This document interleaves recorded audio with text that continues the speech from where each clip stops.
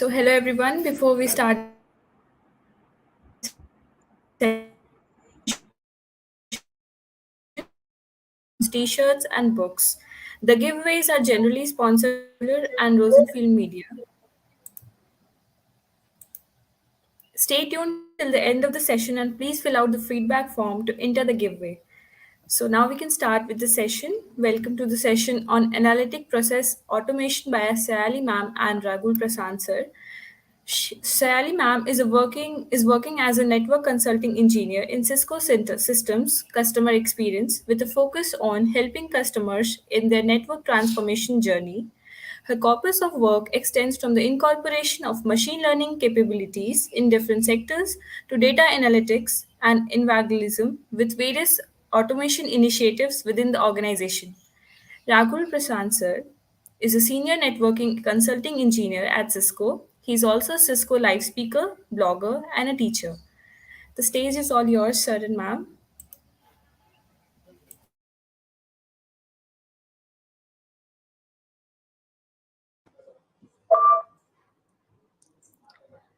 Thank you, Tamanna. Am I audible now?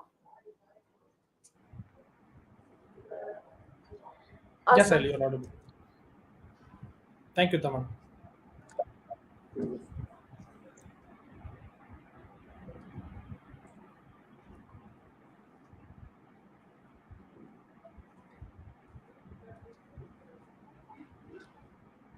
Okay, I think we can start the session now. Raghul, will you be able to share the screen? Yeah. Thanks.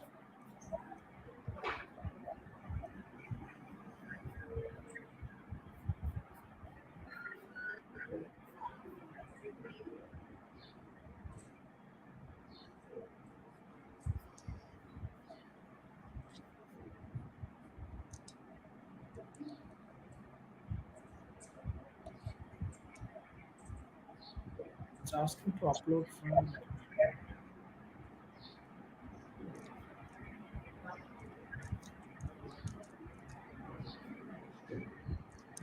So, meantime, Raghul is uploading and sharing the screen.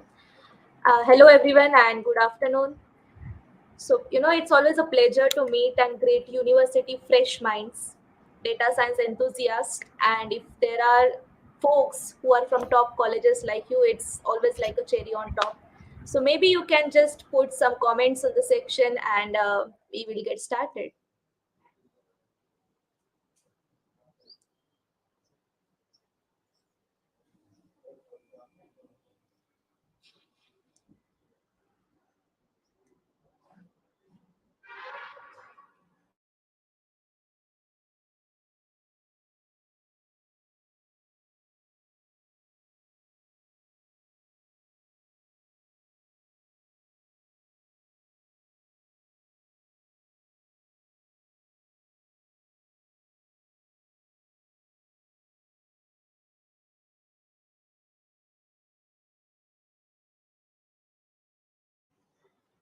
Awesome. I could see a few comments from Drishti and Sarah, excited for the session, eager to learn. And hey, Neha, hi there.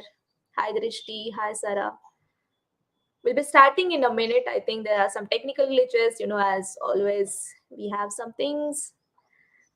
Aditi, hey, Aditi. Excited? Yes, we are excited as well.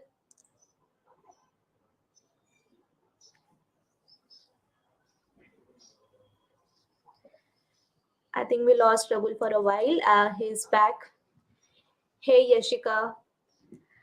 Excited to be in front of you guys. Rahul, can you hear us? Yes, you able to hear me? Yeah, now I can hear you. Are you able to see my screen? Uh, it's loading. It's coming up. Yes, I can. Cool. Okay, fine. Can get started. Hi everyone, good afternoon. Yeah, myself and Sayali here to take a session on analytics and automation. A quick introduction. It's already Tamana said, like I'm working in Cisco, like as a consulting engineer.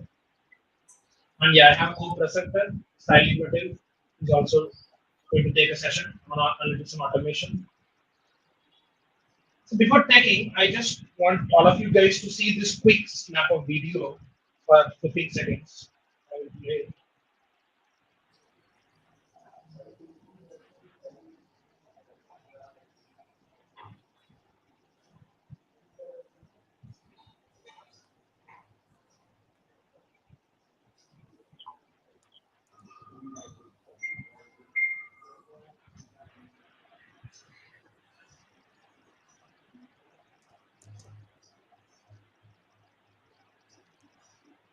Yeah, so you guys saw, right? So in today's world, we can't spend a lot of manual time, right, doing a particular task, right? As you saw here, usually they took 5 minutes to start a car, right? Today, no, you can't even wait for 5 seconds. Right?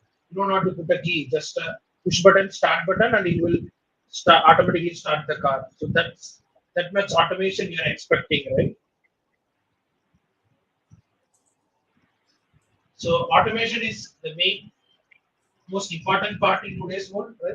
So we can't do manually, or we can't wait for some time to do it manually, right? So we want it everything automated. So automation is the today's world. So first of all, what is automation, right? So use any technology to accomplish a task with which we are manually doing it. So we want to automate that. So that's an automation, right? So usually it is done by a program, right? You can write a program, right? Software application you can give it, or make a simple script using scripting languages, right? Or batch processing in those olden days. So this is like a high level definition of an automation. Why should we automate? That's the most important question. Right? So anything you do or anything you learn, new technology, first you should understand why we want to do it, right? So being able to hear me, folks. Yes, Raghul, we can hear you. I think Okay. we are on the first slide itself, so maybe you can start the slideshow, or I am not sure if Is it, it's only for me. I don't know why should you automate.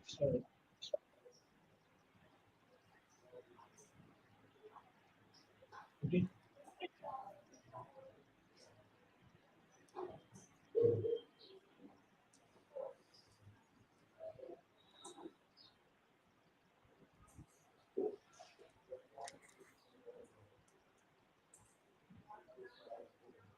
So, folks, we do have 60 minutes. If you have, any questions, any queries, just post it in the Q&A panel, and we'll try to address them at the end of the session. So we have some time to take the questions as we go.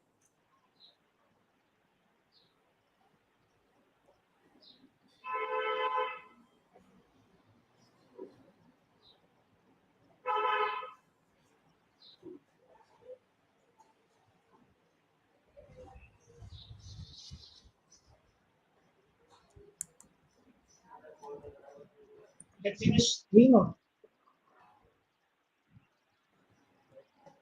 Uh, I think it's loading.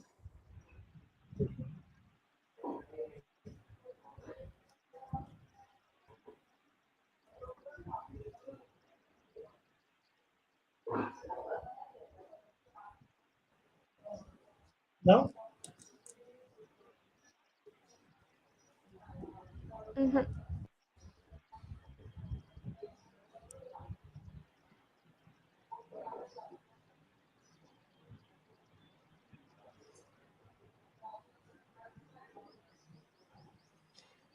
Maybe you can direct share the screen. yeah, I just put the screen on. Sure. Yeah. Able to see now? What should you automate? Yes, yes. If I go to previous slide, is it working?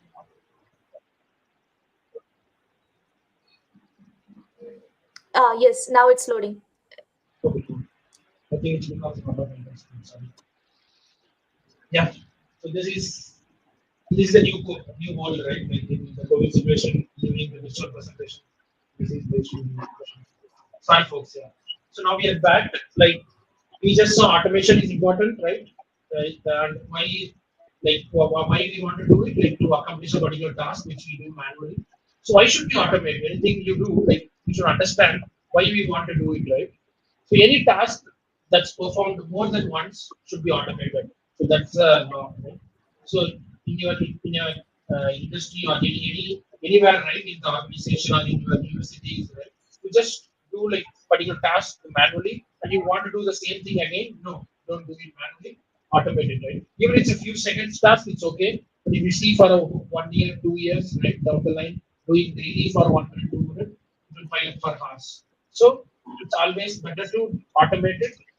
So this is from a organization or like savings perspective, right? What personally you guys, why you should automate? There is a need, right? You can't lose your job to automation, right? If you are the one who programming the automation, right? So automate and be part of the automation team, right? So that you can you can have your job. So that's for fun, right? It's not like if you're not part of automation, you will lose your job. But yeah, that's about why automation. So how do we automate it, right? As I told in the first slide, so it depends on the task what you want to automate.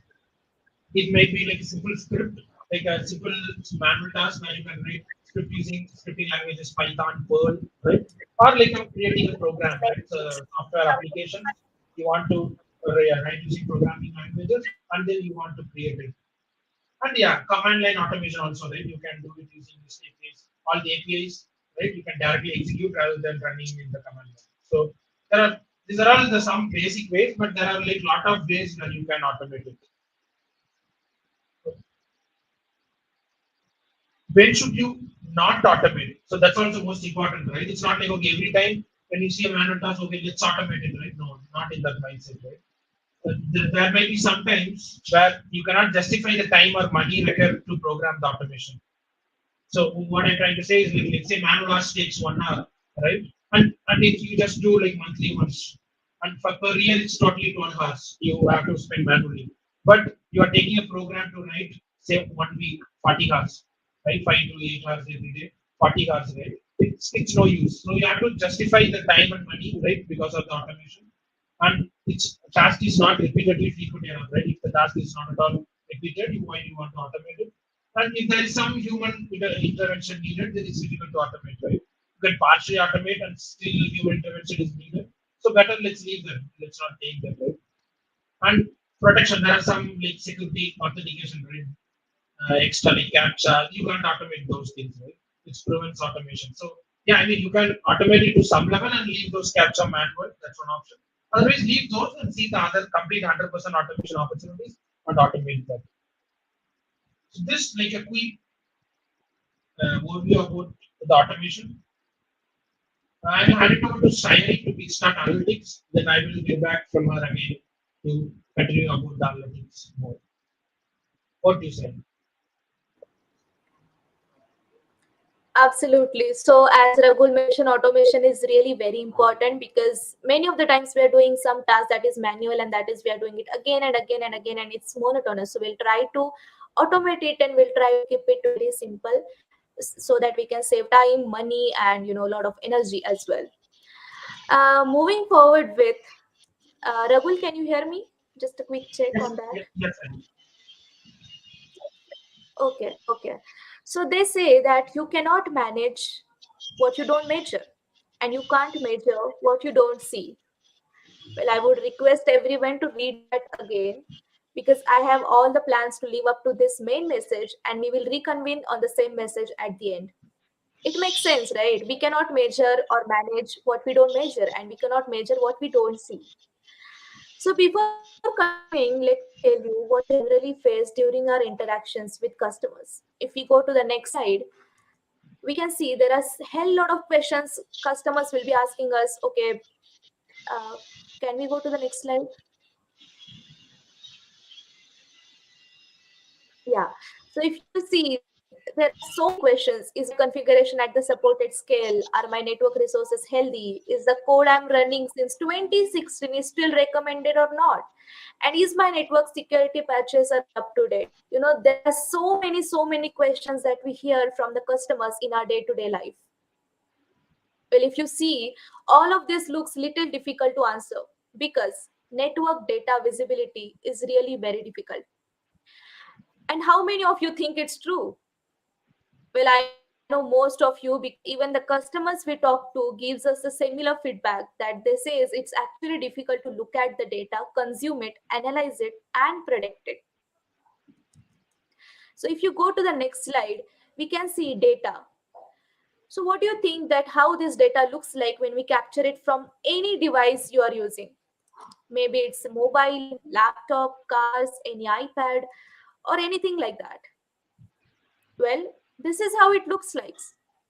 Voluminous data is getting generated, but without processing it or channelizing it properly, we cannot get any insight out of this data. This data is of no use. If we go to the next slide, we can see some of the structured data in the form of tabular format. But still, it's little difficult to get everything in just a one slide go. So this data is everywhere and constantly flowing from devices to devices.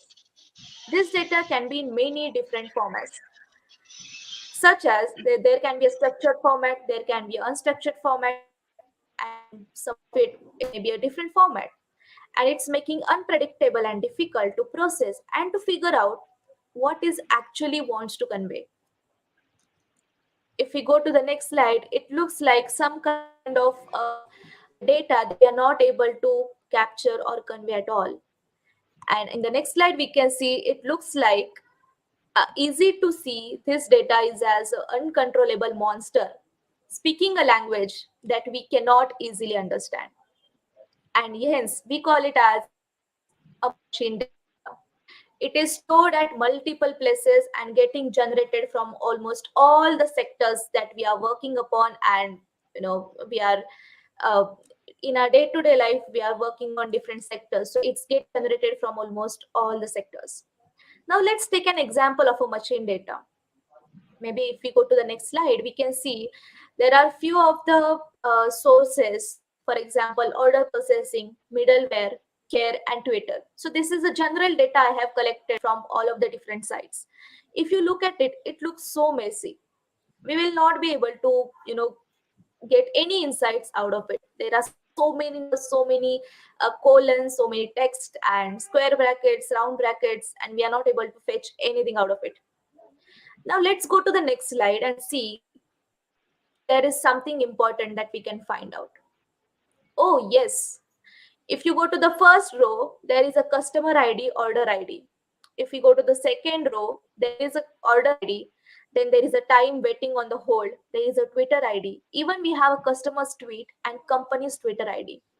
So all of this information, which is really very crucial and very important, that is hidden in this data. We need to fetch all of this information in some good format. Are you agree with that? Yes or no? I would like to hear a few answers on the chat panel. Well, of course, yes, I can see a few of the answers over there. Okay. Well, let's go to the next slide. I hope you are getting a view of how this machine data looks like. Well, what are we going to do with this machine data? Data insight is the key. What do you mean by that? It's very important to find what exactly this whole machine data wants to convey, right? So we believe data insight is the key for all of these problems. Now look at this very simple block diagram. It says what exactly we can do with this data. If you go to the listen, right? Listen as in we need to listen to the data. How we can listen to the data? We are going to ask so many questions to the data, so many appropriate questions that it will help us to answer those questions, and we are going to listen it. That's what we call it in the corporate world, or maybe in a fancy English words, that is measure performance of the services and capabilities across all touch points in your organization. Then next step we need to do is analyze the data. Seamless app integration breakdown data silos, providing a 360-degree view of that data. What do we mean that? So whenever we are going to listen the data, we need to analyze it. If it's connected to any other format, is there any insights that we can find out? And the most important part, that is third step, we can say, is a prediction. Obviously, if we are finding out, we are listening the data, we are analyzing it, we need to predict it. We need to predict how many COVID cases are going to happen in this year, right? So all of this thing is, I'm just taking an example, random example, but this is how we are going to predict it. So become predictive and proactive. Proactive, it helps us to take the actions and make informed decisions to improve the experience and create positive business outcomes. So this is what data insight is means. I hope you got the basic idea why we need data analysis in the first place. Now let's look at how we can have a step by step process to tackle this data analysis, or start with the data analysis process altogether. For that, yes, if we can start the video.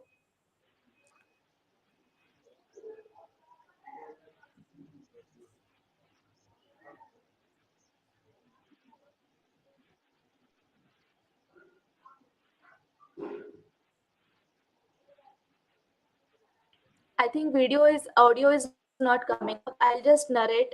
She's Anna. She is a data analysis person. It's her day-to-day job. So business problem. The very first thing that she needs to do is finding out the business problem with the help of a customer. So she'll go to the customer. She'll talk with him. She'll ask multiple questions, and once it's done, she will able to find out actual business problem out of it. And why, as in why do we need all of this solutions out of it. The next thing that she is going to do is a data acquisition. What do we mean that so data acquisition is to need find the relevant data. So she is going to go to the web services, logs, databases, APIs, and different repositories to get the data all together in one single place. Once it's done, she is going to prepare the data. So data cleaning and data pre-processing, these are the two factors of data preparation. So what she is going to do is, she is going to find out the relevant information, the uncontrollable monster talked about. She is going to have and convert all of the data into a structured format that we can understand.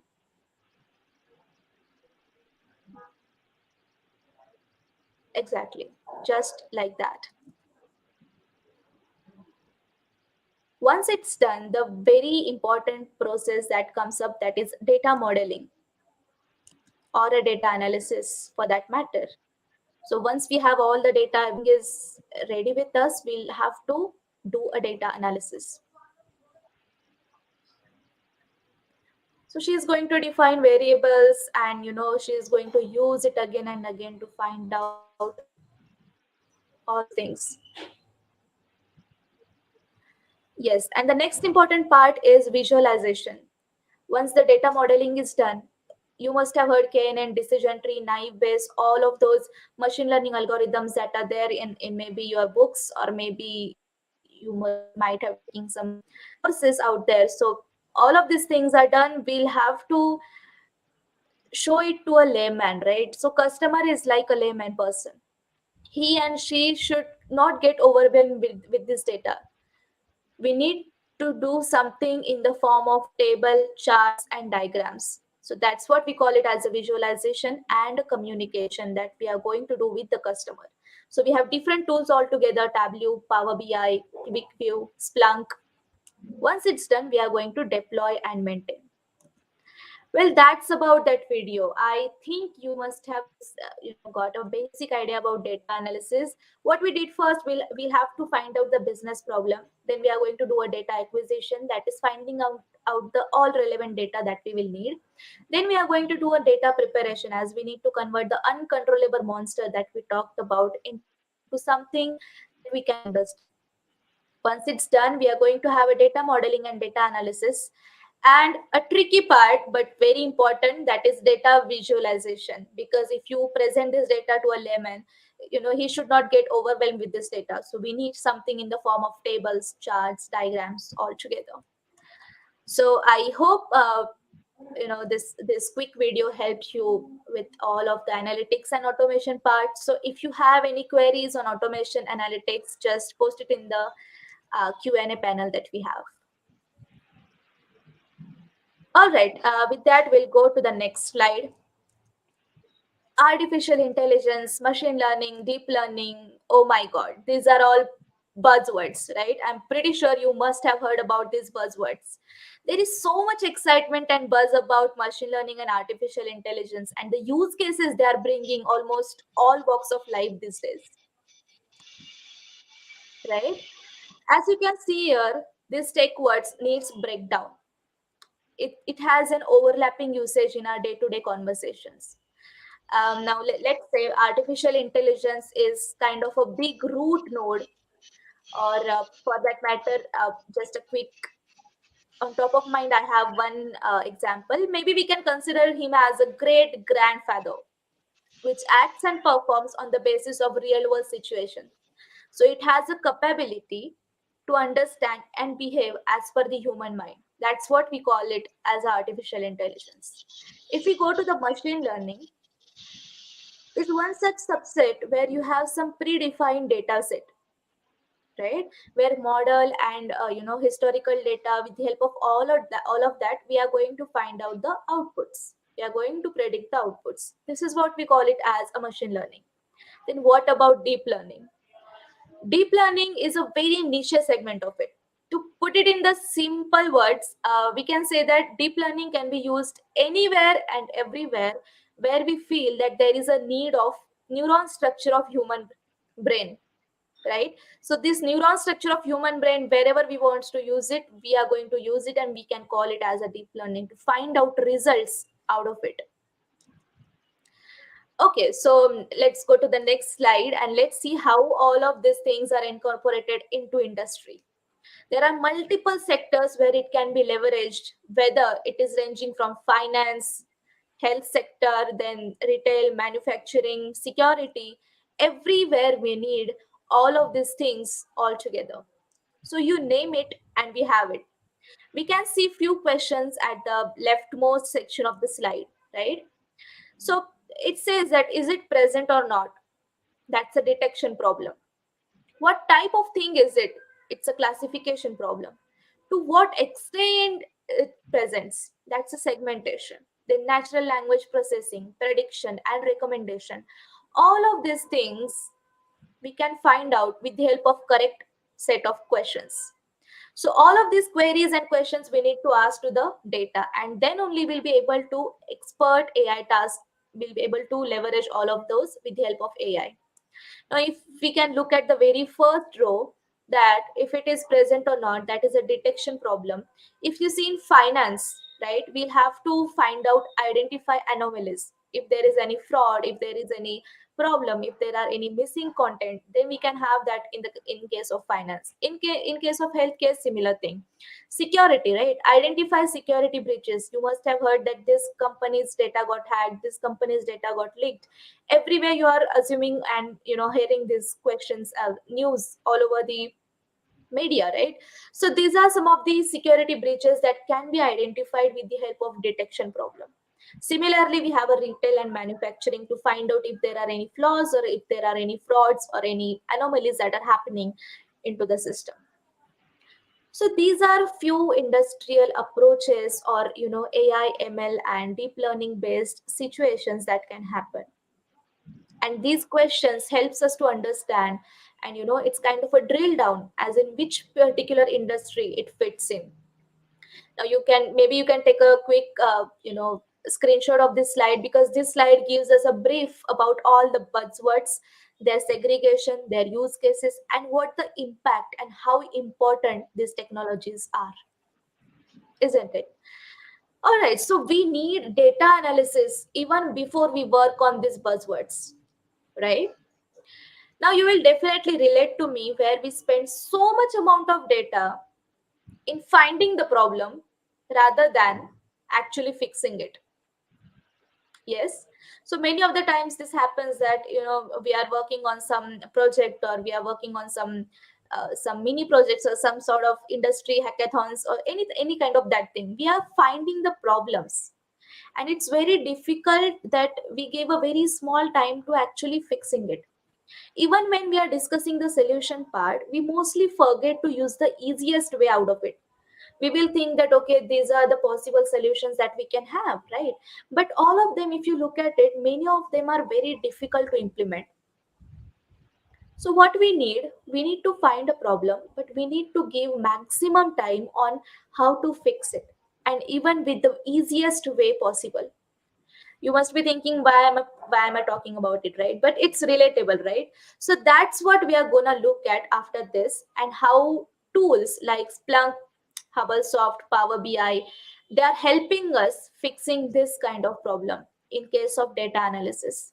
So after that, we'll have a quick look at how Splunk is one of such tool, that is a data analysis tool that we are working, myself and Ragul, we are working, day in and day out with our customers for the data analysis problems.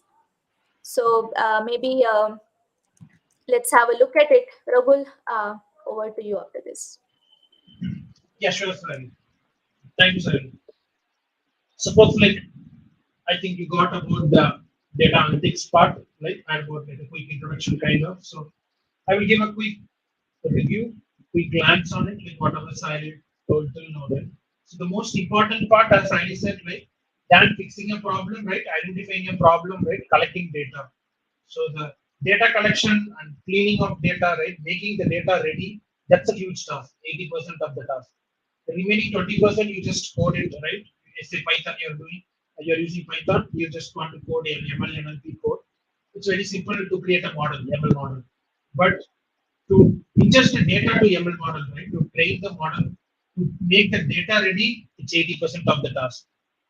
So we saw like the quick video, right? Where you take the data, right? You clean it, you make, and you put a proper variable, right? And then you final step is creating a model, or and then creating a visualization dashboard, right? To show the data.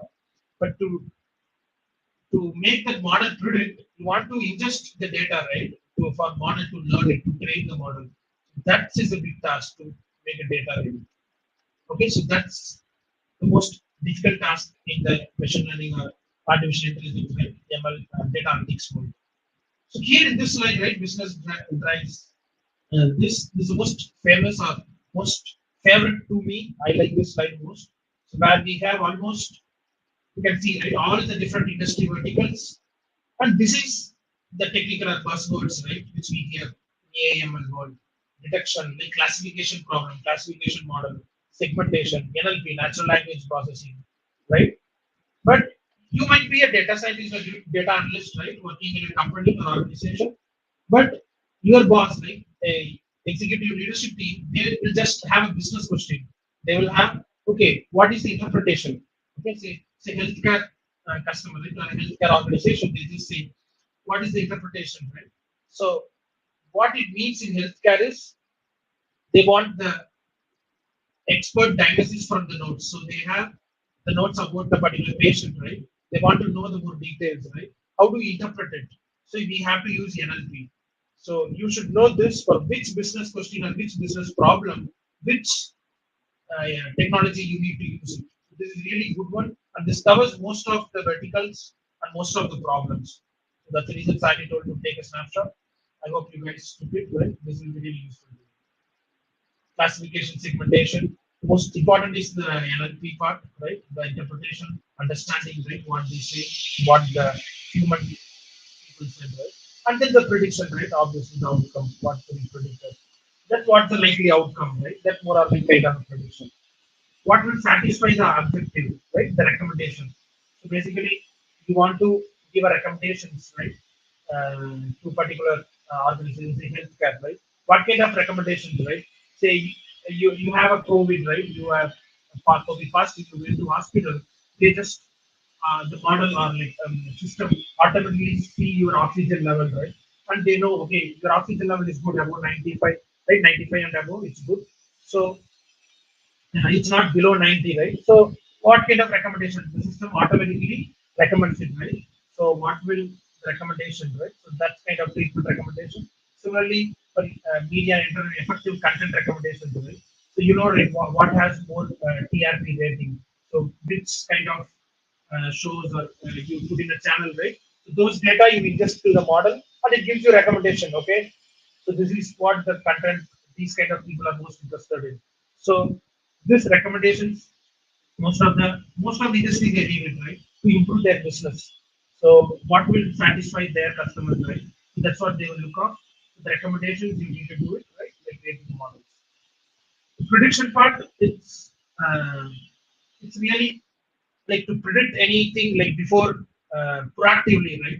Like say tomorrow, I say like a fourth wave. So we have already crossed the third wave. Hopefully, no fourth waves. But say like I saw like I think Kanpur or some university they have predicted that by July that might be a fourth wave, right? So this prediction how they're doing, right? So they are using the data, right? So they are forecasting it. So from the healthcare perspective, from the COVID fourth wave. Similarly, like all other industry, they have their own prediction, right? Say retail, right? Customer churn, how many customers will go off, right? They will move to other retail shops, right? How many will be retained, right? So what kind of offers, discounts you can give. So those kind of predictions which will help you as well. Similarly, saying the natural language processing is more like an interpretation, understanding the maybe for example you can take like healthcare like diagnosis notes. Similarly, like you can take retail, personal assistance, right? So you go to a shop like you want to have a chatbot, right? You understand what are is available. Just click on it, you ask, and it gives you right. What kind of a chatbot kind of like NLP? Use NLP for the chatbots. Classification problem, yeah, detection, which is correct, which is wrong, right? Okay, how many customers will stay here? How many will churn, right? They will churn out, they will stop purchasing, right? Or see, you can identify returning visiting shoppers, right?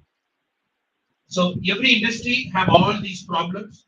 So whichever industry in future you're going to work, right? Whichever organization, and you want to be a data analyst, data scientist, yeah, you look at these business problem and solve using this. So this is the most important content you should know for this. That's why I took some few more extra minutes. So the next slide, this is like a summary kind of a view where you have data sources, injecting the data, right? So you have a data source, then you store it in a database, right? Data lake store, SQL data warehouse, right? Then you put you on the data, you put on analytics, right? Machine learning.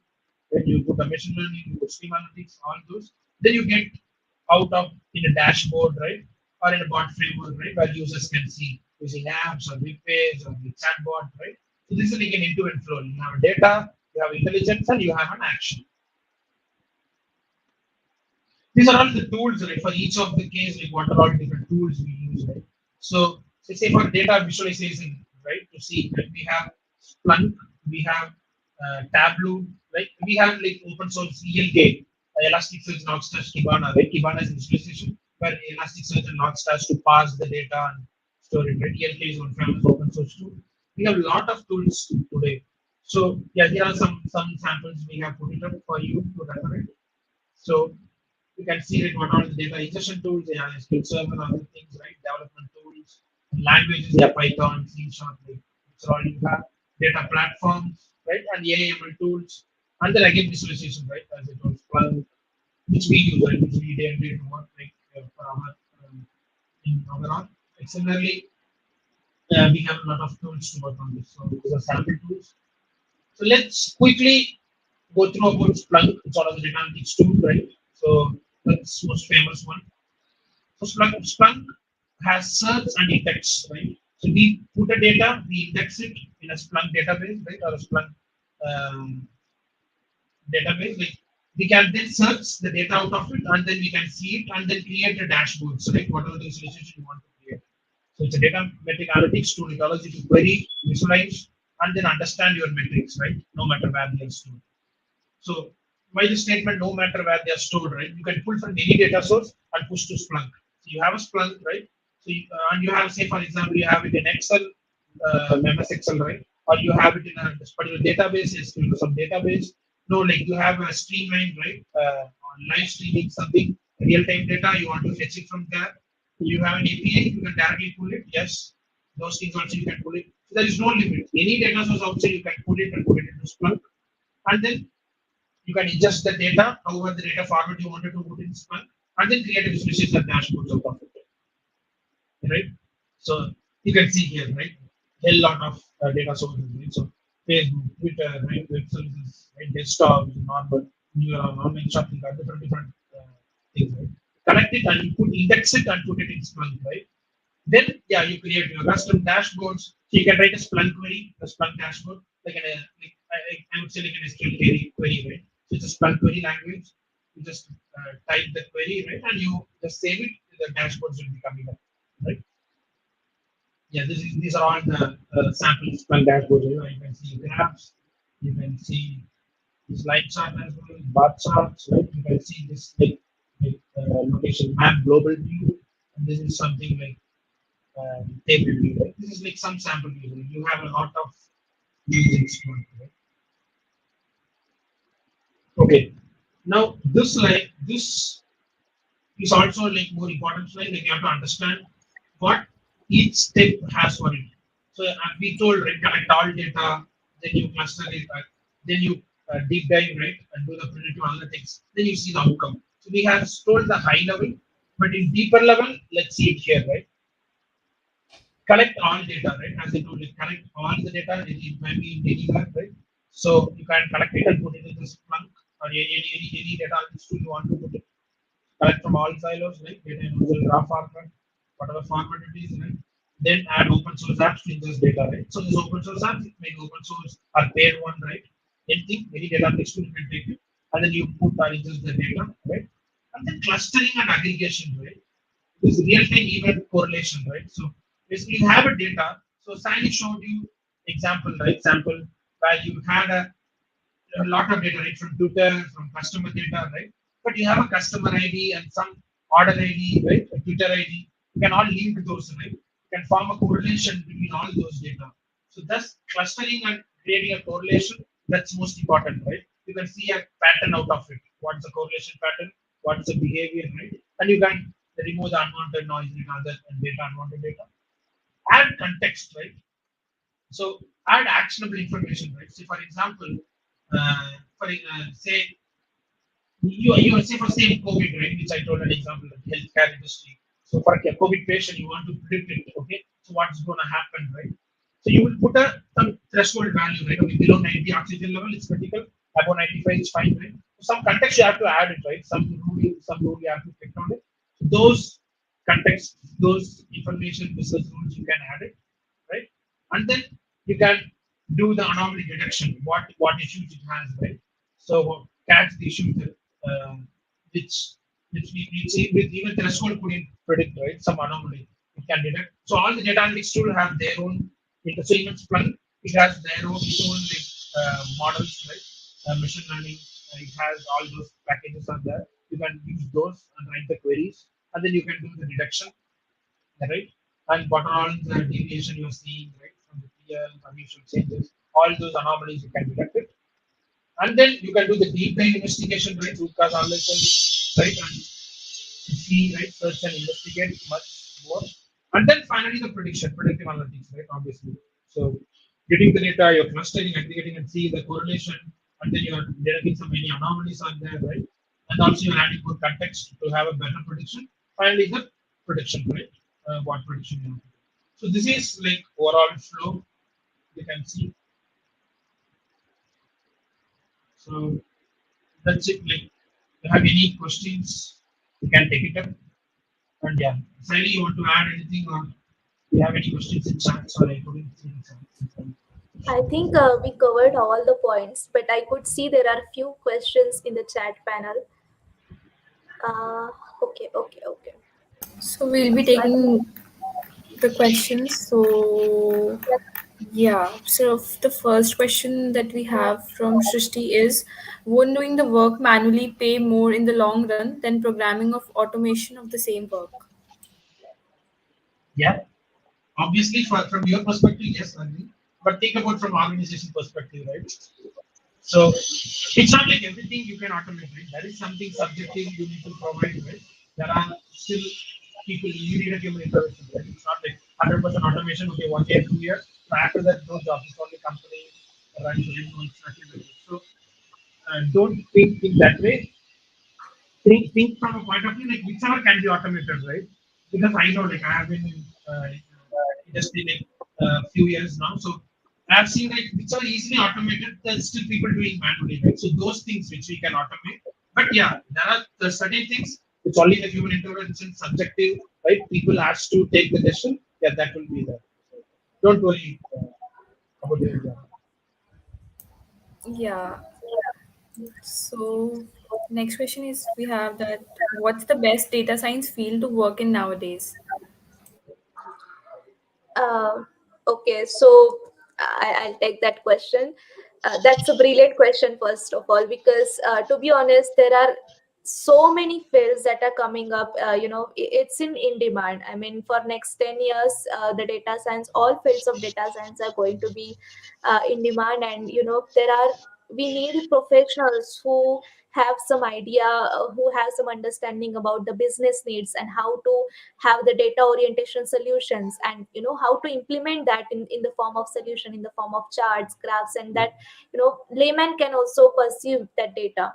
So data science experts are needed in almost every possible field, from government sector, security, dating apps, to everywhere. So I would Yeah. say any field like data analyst, statistician, data engineer, then even we have machine learning scientists. So all of these fields are very important, and we are going to Yeah. need this in And it's next not 10 like, years. yeah, in industry vertical side, it's not particular field, right? Like say healthcare or like just like security company or like no, it's retail. No. So anywhere the data science field, it's fine, right? So today's world is full of data, right? Just data. So you have a lot of data, right? To see how you can use that data and make wonder out of it. So there is no limit. I mean, data science it's a beautiful thing. So it can be any field. It's not like okay, this is better or this is Exactly. Thank you. Please drop your questions in the comment section. We'll take that up. Just to start off, you can take few basic courses on Coursera, LinkedIn, and LinkedIn Learning. So to just start from basic data analysis. Also, there is this Gartner's Magic Quadrant is there. That's a real famous Gartner Magic Quadrant. Maybe you can just type on the Google, and they have some real good data where you can find out which field is going to be in boom after like 2 years, 5 years. So that you can definitely look at it.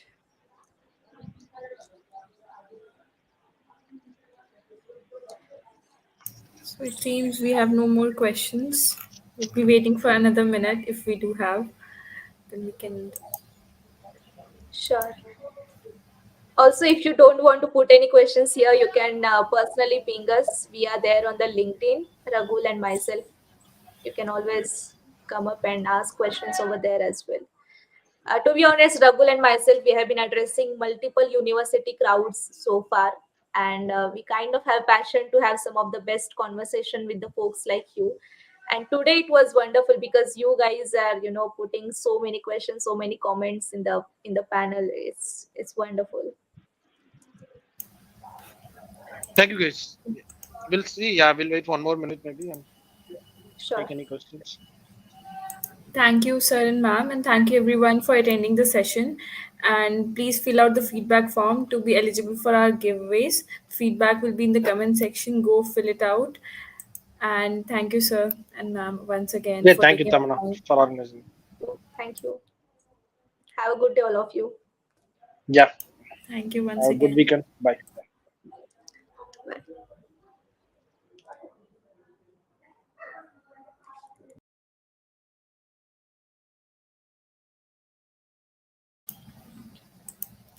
So all the winners will be announced tomorrow on our Instagram page. So do follow GDSC IGDTW on Instagram. And thank you everyone. I hope you all enjoyed the session. Thank you.